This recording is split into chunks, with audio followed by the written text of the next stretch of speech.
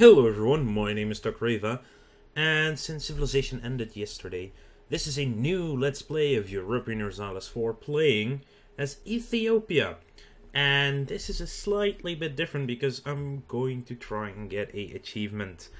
Yeah, I'm not yet known for going for achievements. I don't really like playing Iron Man that much, but I think, you know, as a challenge, it could be possible. And it's not Rags and Riches. It is actually Prester John, owned and of course on Alexandria, Antioch and Constantinople as Coptic Ethiopia.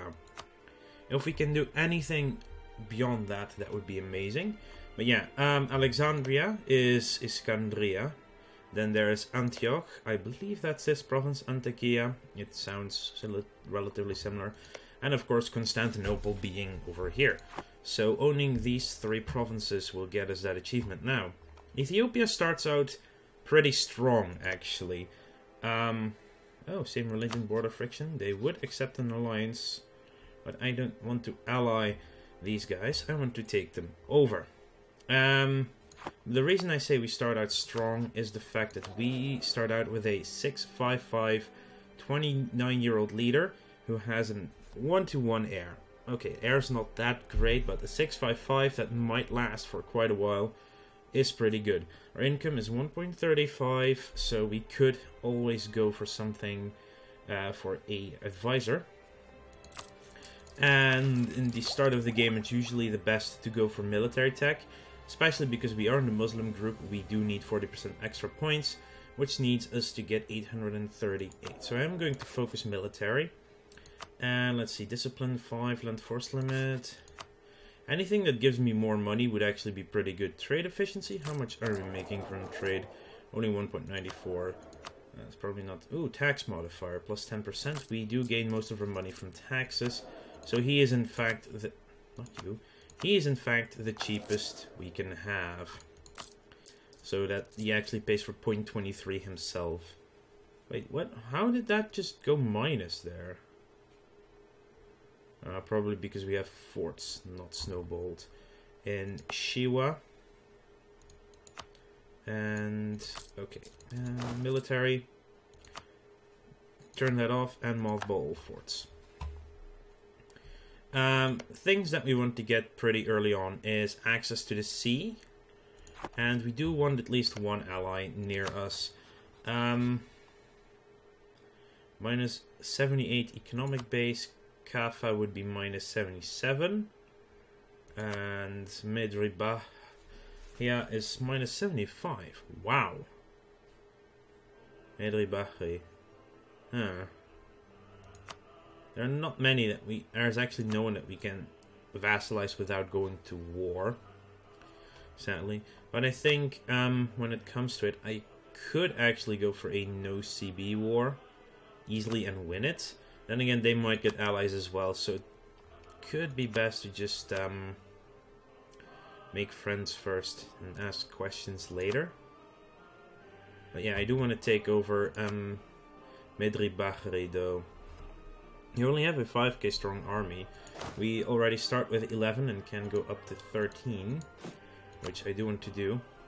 Apparently we have African land units as well. Abyssinian light cavalry and spearmen. Actually, that's not as fast as that would be. We can set rivals. We have to set rivals.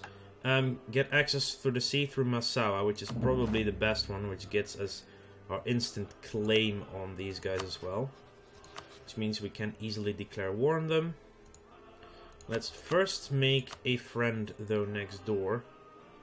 They've enemies Medribah, so they're unlikely to actually ally with them in the middle of this. Adal is a separate issue altogether. Actually, I'm going to make friends with Kaffa for now. I think Alodia is probably a better choice for the beginning. And Kaffa will get a claim made on them. Ilubabor, Gambela. Ilubabor it is. Because Kaffa is quite surrounded, they will have problems, and being allied to Alodia will get us a bonus against Medri Bahri. Within your fort's zone of control. Okay, so I have 3 advisor slots. I will set some rivals. I think I will set Ajuran and Adal as a rival. I don't want to rival Alodia because we just allied them and the Mamluks are a little bit too strong to rival straight up. Even though they did rival us. Anyway, let's declare war on Medri Bahri. Take Massawa. Which will get us access to the sea. Maybe I should have kept this fort active though. Maybe. Anyway, let's get ourselves a leader. Let's actually get our... Wow! Our heir as a leader, because he's 1-1, so we would like to have him dead. Let's see, provincial unrest. There's some unrest. Why is there unrest? Religious unity. Oh. We're not completely... Oh, we're not completely Coptic. Which is actually... one of the... This is the only area in the world where you can start with Coptic religion automatically. Wow, there's actually a Jewish province in here. Huh. Yeah, one of the requirements for the achievement is to stay Coptic, so we cannot adopt another religion. Coptic gives us tolerance of the true faith and bonus fort defense, and that's really high tolerance, so these people will love us. Yeah, Sunni is harder to convert always. I'm not going to boost stability anytime soon, because it does cost me valuable points that I would like to use for other things. I apparently have merchants available. Let's look at the trade map mode. Oh wow, our only zone node is actually terrible. Wow. Okay, I will start collecting from the Gulf of Aden. Probably just collect from our own node as well. It will increase our power slightly. Yeah, it's a start node. It's only a start node apparently. Wow, that's terrible. So we do want to have the Gulf of Aden and have control there for more money. Anyway, let's unpause. They're possibly... Oh, they rejected our offer. That's going to be annoying. Go away, you. Map mode. Yeah, they're going to attack, and they're actually not. Wolo Gondar. It's a special mission for Aragon to go to Gondar and take it. It's a special mission that can pop up randomly at some point. They're not getting an ally, which is good. Let's merge these guys. Okay, you are river crossing from both of them. Yeah, I'll just take the river crossing. We actually have the exact leader advantage. So that should be fine. Still making money. Speed 3. And they only have a capital fort, so we can't just move around our country freely, I believe. You're going to Massawa, you're going to Hawasien. And you are going to take care of these guys. And actually, you do need to take care of these too. This 1k stack is probably going to arrive before that stack.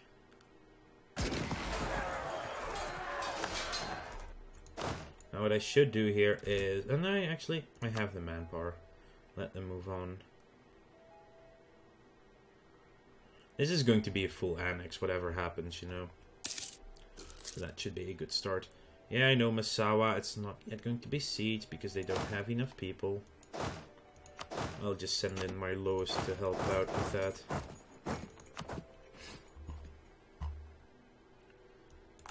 New enemy Bahmanis. Alodia probably did decline because I declared war and then they had the chance to accept. As long as I get 25%, there should be no way for the enemy to actually get an alliance and gain people in the war. Pull them in. I'm not going to vassalize them, even though that would give me quite a few ships. Let's do that and detach a siege. And just in case, let's drop one extra. In case we get disease outbreaks. And move our army back out. Taking the entire nation. Wow, only 33% war score cost. Actually quite cheap. And Kaffa actually has no allies yet, so once that claim is done, probably going to expand some more. We have to be very wary. I was playing a game as Najd on Iron Man, and while I got quite a bit of bonus land, Oman as a vassal, first Kiara Kyonlu decided to attack me.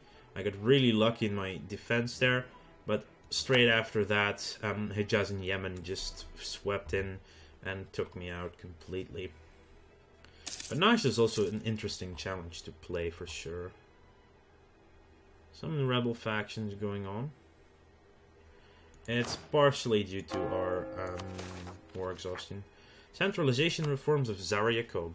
Under the care of the Solomonic dynasty, Ethiopia has grown from a kingdom into a great empire. However, the diverse regions under our rule lack a common language, religion, or administrative system. Zara Yaqob, the most able ruler Ethiopia has seen in a long time, has prepared a number of reforms that might go a long way towards creating a more unified state. Bonus unrest, monthly autonomy change, or gain until the death of ourselves. You know what? Let's centralize the state. It's gonna cost me some revolt risk, but if I get stability up, that should be fine. And of course we're gonna have overextension though. Yeah. Could always go with the minus unrest guy actually instead.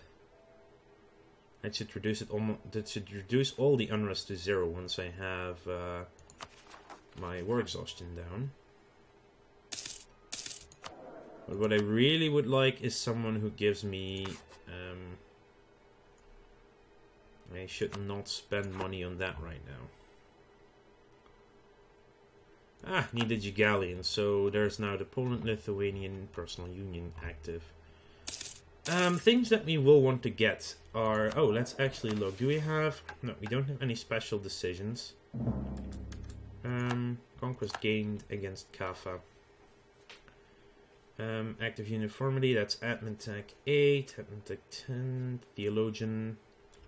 Just need a Theologian to get bonus missionary strength. And a Theologian is actually this guy, right? Yeah, it is. Oh, we've already got the siege, so I will take that before I start reading this. Sue for peace, full annex, 2 and 21, that's reasonably doable.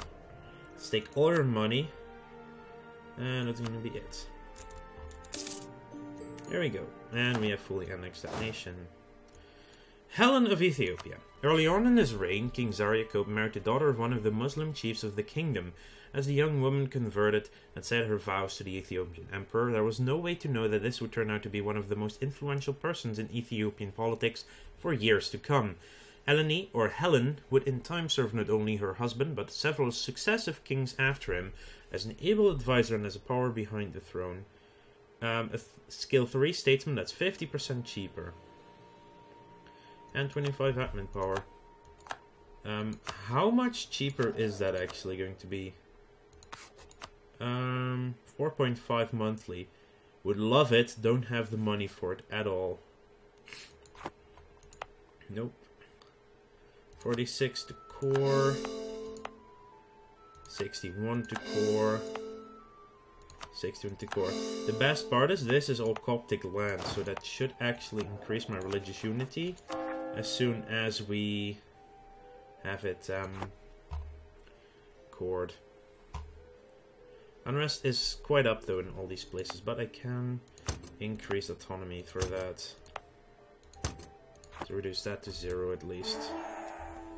Expansion of the shipbuilding industry. We get naval force limit, naval maintenance, and shipbuilding time. Conquer Ausa. Ooh, that's Adal. Adal is allied with Ajuran. Let's see. Military, armies, Adal, 6,000. 6,000. That's 12,000. I can crush this army before anything happens, though.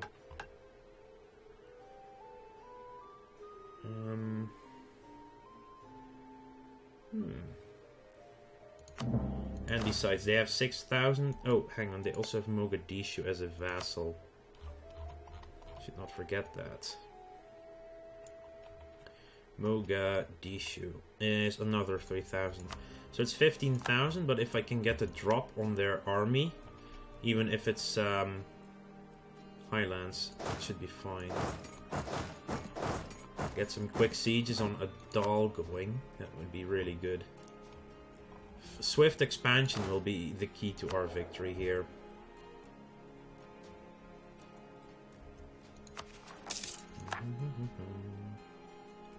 It's only 17% overextension actually, that's pretty good. The estates demand more control. The clergy. They control Aksum and Enderta. Let's actually look at the estates. Wow, the nobility has all the southern lands apparently. Clergy. Let's give them Semyon then.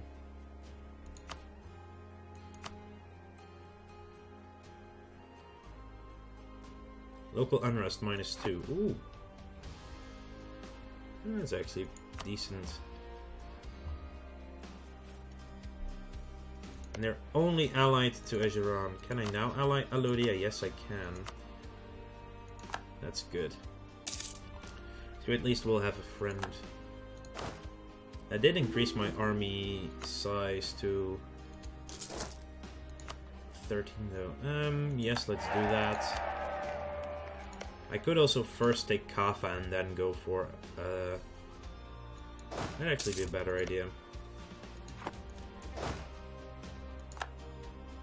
Since they don't have any allies, and this is all Coptic land. Well, except for Gambela, it is all Coptic land anyway, so...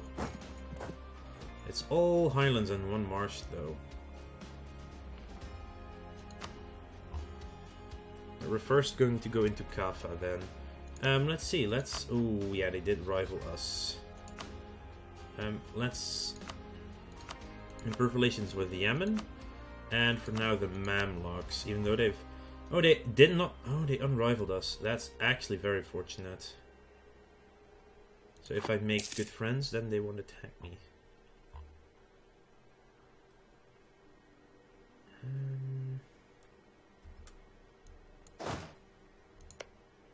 Diplomacy. Declare war. Take Ilubabur.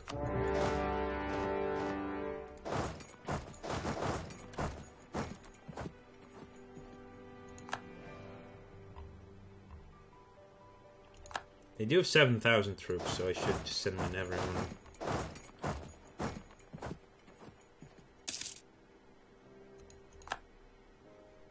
Okay, it's only a capital fort, though. Oh, they have an actual fort in Waliata, though.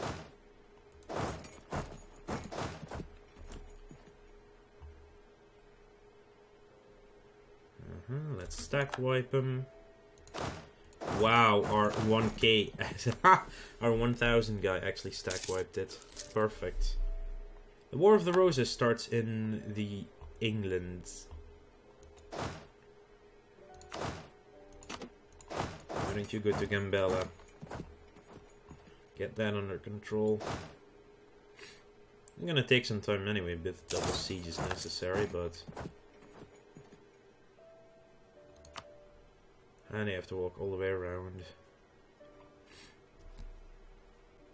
Regardless, I want to thank you all for watching. Make sure to like this video if you enjoyed it, and subscribe to the channel if you want to keep up to date in the future. In order to control the diverse Ethiopian Empire, the Solomonids have never established a permanent capital. Instead, the royal court travels from chief to chief every few months. While it is hard to establish an administrative continuity under such circumstances, the traveling court does have its benefits. The frequent visits of the royal courts in all corners of the empire are contributing to the growth of a common elite culture in our lands. Either gain 1 stability or...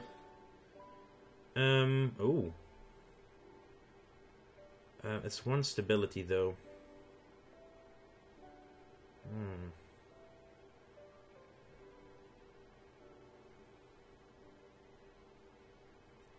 Culture conversion cost down. But for now, this is how it's always been. Hey, we can actually start conversion because of our stability. But I will see you guys later.